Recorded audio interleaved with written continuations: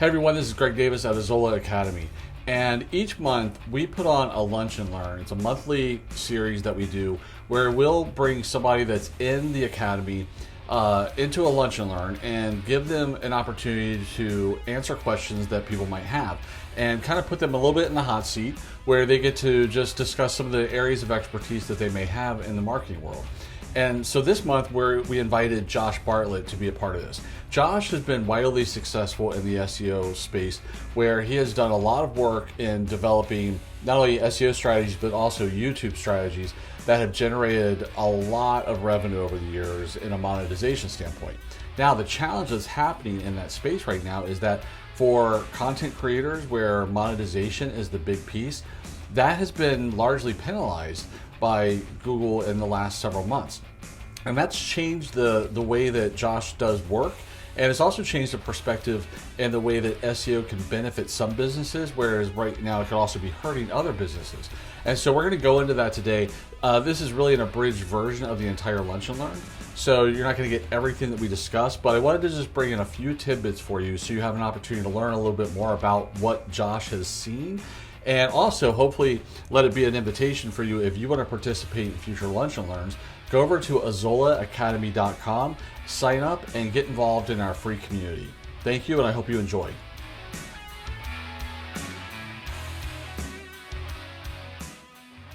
But one of the things I'm curious about, because I've heard Josh mention this before, is Google did a lot of changes last fall, as well as they've just done some updates this year. And for it sounds like a lot of content creators, it was pretty damaging as far as like how that went. And so, Josh, what I'd love to ask you to do is kind of just start us off by talking a little bit about what those changes have been, what kind of impact they had, and what things maybe we need to look out for this year based on what you've seen.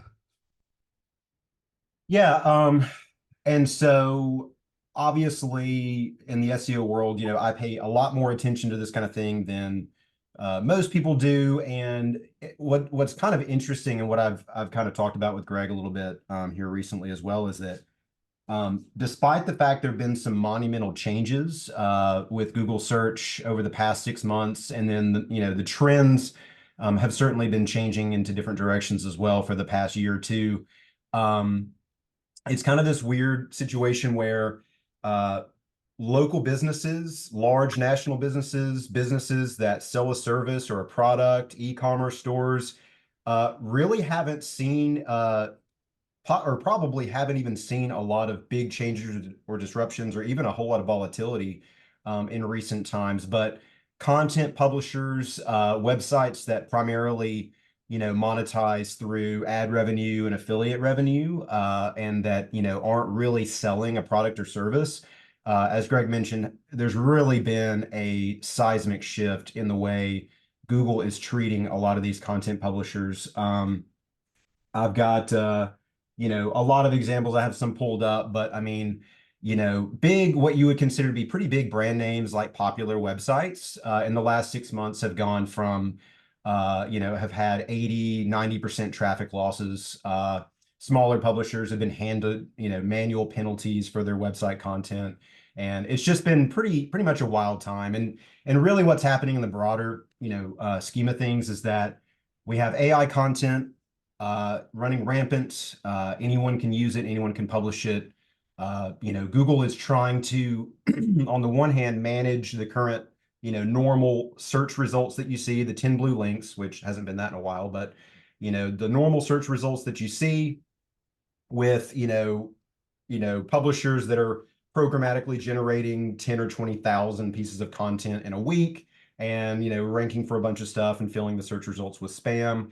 And they're also trying to balance that with the fact that they want to offer their own AI-based product and AI-based search results and all of that. So it's kind of a weird time for information queries in Google. But like I said, for businesses that are selling real products and services, whether it be local businesses, national businesses, global businesses, it's really pretty much the same. It's authority on your topic and your industry. It's all of the typical signals that you would hope to see a business have. But yeah, it's definitely from a content perspective, it's changed dramatically. So, like, let me ask you a question. So, let's say you're a business that, maybe maybe you are an e-commerce business or something of that nature, but maybe, I know over the years, doing a lot of work with e-commerce businesses, we would always say, even if you don't have a lot of product yourself, you could do the affiliate model, and trying to create some incremental revenue around that. So, is there a difference there in the idea of like, because it's sort of a combined thing where there is a business, they're trying to generate traffic to their site, for their own e-commerce sales, but they're also leveraging the affiliate model. Is there a gray area there when it comes to that? Because of what you said, as far as being very heavily, kind of punishing just strictly affiliate. So do you get a little bit of a pass because you actually are more of a retail business? Yeah, I mean, it's hard to say for sure.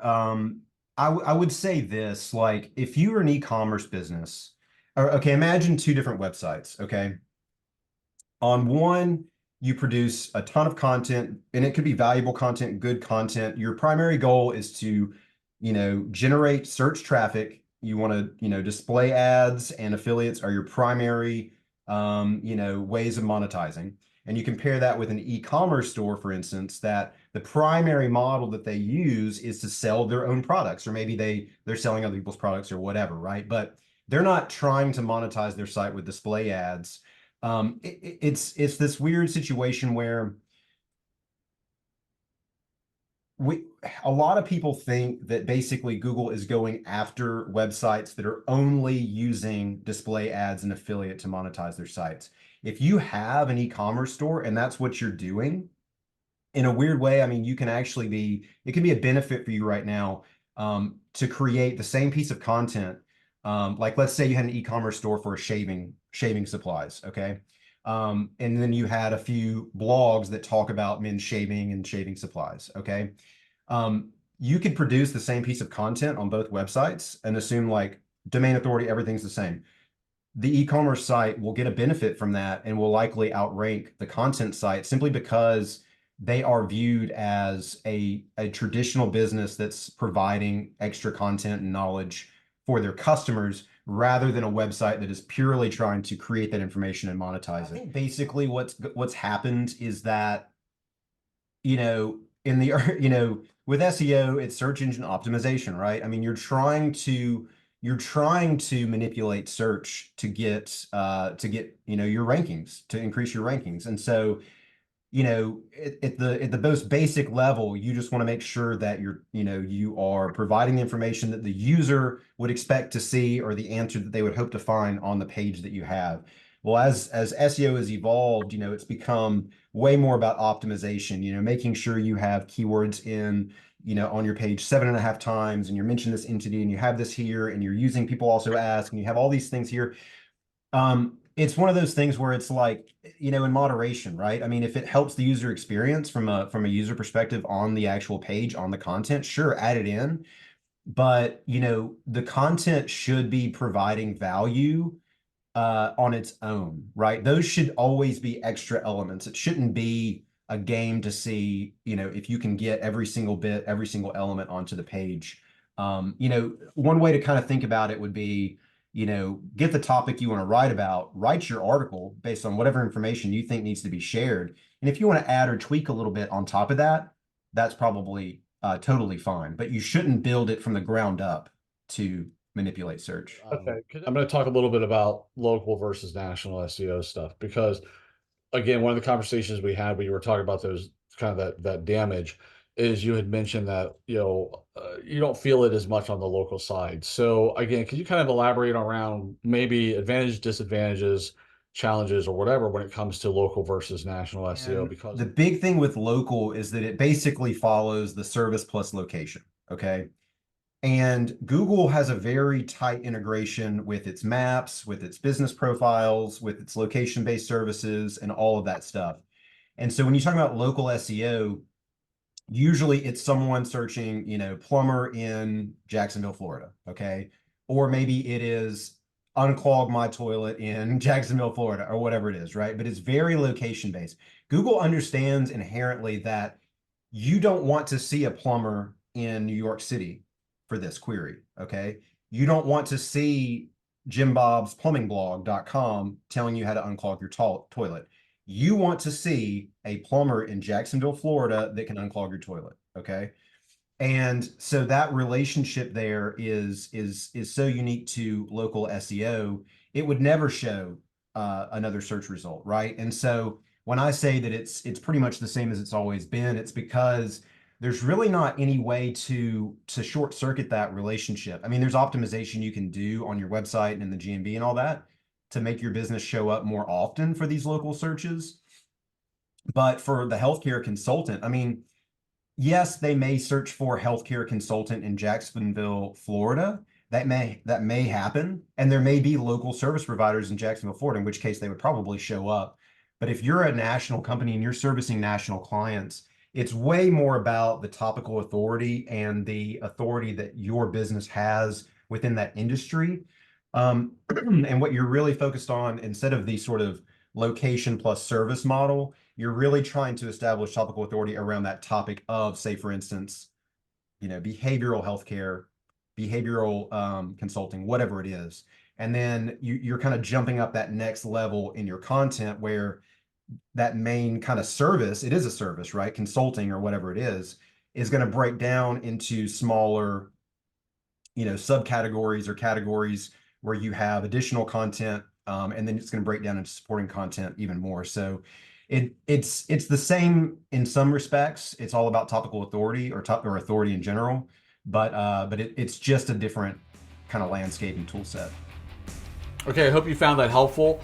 I want to thank Josh Bartlett for sitting in the hot seat for this month's Azola Academy Lunch and Learn, and would like to invite you, if you'd like to get involved in the conversations, you'd like to take part in some of our Lunch and Learns, head over to azolaacademy.com and sign up on our free community. It gets you plugged into the conversation, and then you have an opportunity to not only contribute to future discussions, might be an opportunity for you to sit in the hot seat as well.